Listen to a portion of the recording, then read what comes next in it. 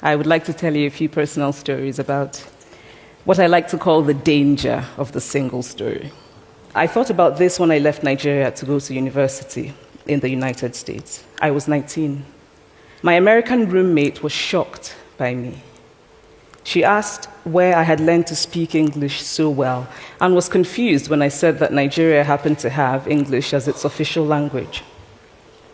She asked if she could listen to what she called my tribal music and was consequently very disappointed when I produced my tape of Mariah Carey. So after I had spent some years in the US as an African, I began to understand my roommate's response to me.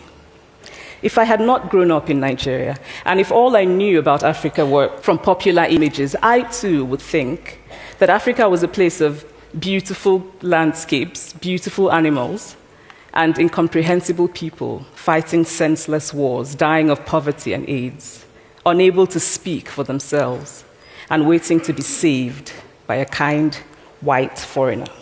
So that is how to create a single story. Show a people as one thing, as only one thing, over and over again, and that is what they become. I recently spoke at a university where a student told me that it was such a shame that Nigerian men were physical abusers like the father character in my novel. I told him that I had just read a novel called American Psycho, and that it was such a shame that young Americans were serial murderers. It would never have occurred to me to think that just because I had read a novel in which a character was a serial killer, that he was somehow representative of all Americans. And now this is not because I'm a better person than that student, but because of America's cultural and economic power. I had many stories of America. I had read Tylan, Updike, and Steinbeck, and Gateskill. I did not have a single story of America. I've always felt that it is impossible to engage properly with a place or a person without engaging with all of the stories of that place and that person.